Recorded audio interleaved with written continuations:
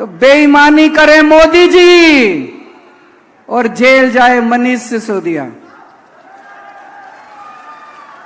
वो मनीष सिसोदिया बेचारा एक मास्टर का बेटा है, उसने दिल्ली के गरीबों के बच्चों को पढ़ाने के लिए स्कूल खोले, शानदार स्कूल बना दिए। आज दिल्ली के गरीबों के बच्चे, रिक्शे वाले मजदूरों के बच्चे डॉक्टर बन रहे हैं, इंजीनियर बन रहे हैं, वकील बन रहे हैं। किस लिए बन रहे हैं? मनीष सिसोदिया की वजह से बन रहे हैं। बेईमानी करें मोदी जी, जेल जाए मनीष सिसोदिया।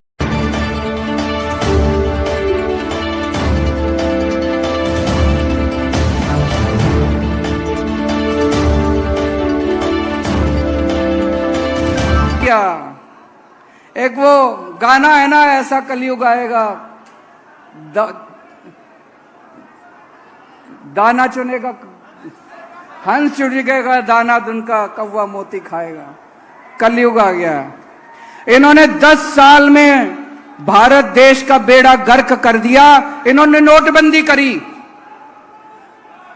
भाई साहब नोटबंदी करी इन्होंने, पूरे देश का बेड़ा गर्क हो गया। कोई फायदा हुआ नोटबंदी से? किसी का फायदा? कह रहे थे भ्रष्टाचार खत्म हो जाएगा, हुआ भ्रष्टाचार खत्म? कह रहे थे आतंकवाद खत्म हो जाएगा, आतंकवाद खत्म हुआ? अगर कोई पढ़ा लिखा आदमी होता, कोई पढ़ा लिखा आदमी कभी नोटबंदी नहीं करता। कोई पढ़ा लिखा आदमी नोटबंदी नहीं करता। मैंने एक इंटरव्यू देखा था प्रधानमंत्री जी का।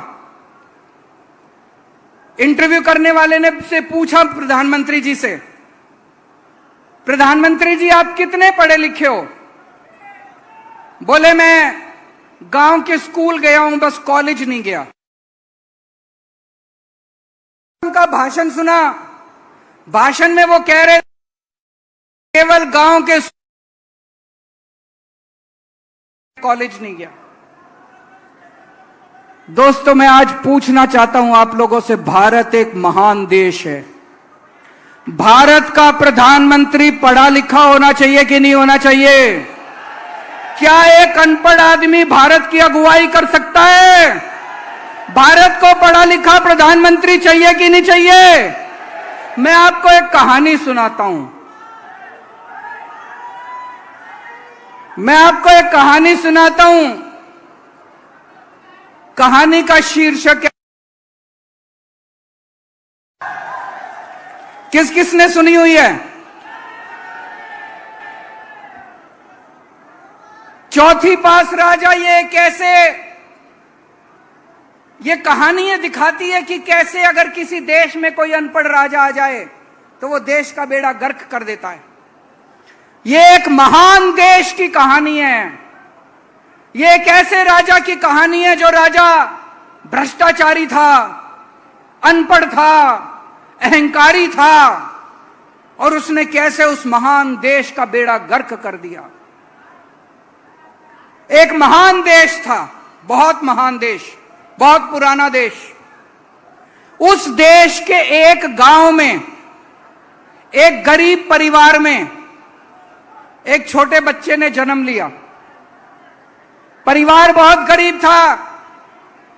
तो जैसे गांव में होता है, जब बच्चा जन्म लेता है तो ज्योतिषी आता है, गांव का पंडित आता है, उसकी कुंडली बनाता है। तो पंडित ने उसकी कुंडली बनाई। कुंडली बना के, कुंडली देख के पंडित बोला, माई तेरा बेटा बड़ा होके बहुत बड़ा सम्राट बनेगा। माई को समझ नहीं आया, मैं तो इतनी गरीब हूं, मेरा बेटा सम्राट कैसे बनेगा? बेटा बड़ा होने लगा धीरे धीरे। उसे गांव के स्कूल में भर्ती करा दिया।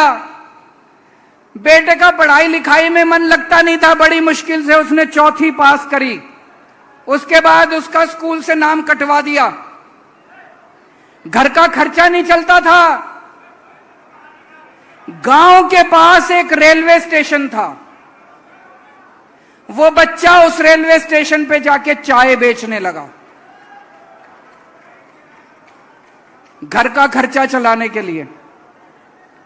वो बच्चा बचपन से ही भाषण बड़े अच्छे देता था, लंबी लंबी फेंकता था, कुछ भी बोल देता था, गांव के लड़कों को इकट्ठा कर लेता और लंबे लंबे भाषण देना चालू करता, लंबी लंबी फेंकने चालू करता। धीरे धीरे करते करते लड़का बड़ा हुआ और जैसा पंडित ने कहा था, कुंडली में लिखा था, लड़का उस महान देश का राजा बन गया। अब राजा तो बन गया, आता जाता कुछ था नहीं उसको, अनपढ़ आदमी था, कुछ पता नहीं था। अफसर आते थे, अंग्रेजी में बोलते थे, किसी भी फाइल पे साइन करा के ले जाते थे। राजा को शर्म आती थी पूछने में, उसे लगता था मेरी बेइज्जती होगी। जो मर्जी फाइल पे साइन करा के ले जाते थे उससे, जो मर्जी फाइल पे। धीरे धीरे पूरे देश में फैल गया कि राजा अनपढ़ है। राजा को बड़ा शर्म आने लगी। एक दिन राजा ने कहीं से एक फर्जी डिग्री का इंतजाम कर लिया। एक एमए की फर्जी डिग्री का इंतजाम कर लिया। राजा ने बोला मैं एमए हूं। जनता ने खूब मजाक उड़ाया। जनता बोली झूठ बोल रहा है, सबको पता है अनपढ़ है। राजा को कपड़ों का बड़ा शौक था। एक दिन में 4-4 बार कपड़े बदलता था, 4-4 बार कपड़े बदलता था। एक दिन कुछ लोग आए राजा के पास, बोले महाराज, इस पृथ्वी पे आपके जैसा इंसान पैदा नहीं हुआ, भगवान ने आपको स्पेशली बना के भेजा है। आप नोटबंदी कर दो और देखो देश से भ्रष्टाचार खत्म हो जाएगा, आतंकवाद खत्म हो जाएगा। राजा बेवकूफ था, समझ तो थी नहीं। उसने देश में नोटबंदी कर दी भाई साहब। एक दिन 8 बजे रात को टीवी पे आया और उसने नोटबंदी कर दी। पूरे देश में हाहाकार मच गया। लंबी लंबी लाइनें बैंकों के सामने, लंबी लंबी लाइनें लग गई। कई लोग मर गए, लोगों के धंधे चौपट हो गए, दुकानें बंद हो गई, इंडस्ट्री बंद हो गई। वो महान देश 20 साल पीछे चला गया भाई साहब, 20 साल पीछे चला गया। एक दिन उस देश में महामारी आई, लोग मरने लगे, ऑक्सीजन की कमी हो गई, चारों तरफ हाहाकार मचा हुआ था। एक कोई पंडित आया राजा के पास, बोला सब लोगों से थाली और चम्मच बजवाओ, महामारी खत्म हो जाएगी। राजा ने पूरे देश में चम्मच और थाली बजवा दी, कोई महामारी खत्म नहीं हुई भाई साहब। कई लोगों की मौत हो गई, कई लोगों की मौत हो गई। राजा के कई दोस्त थे, उन दोस्तों ने खुलेआम गुंडागर्दी चालू कर दी।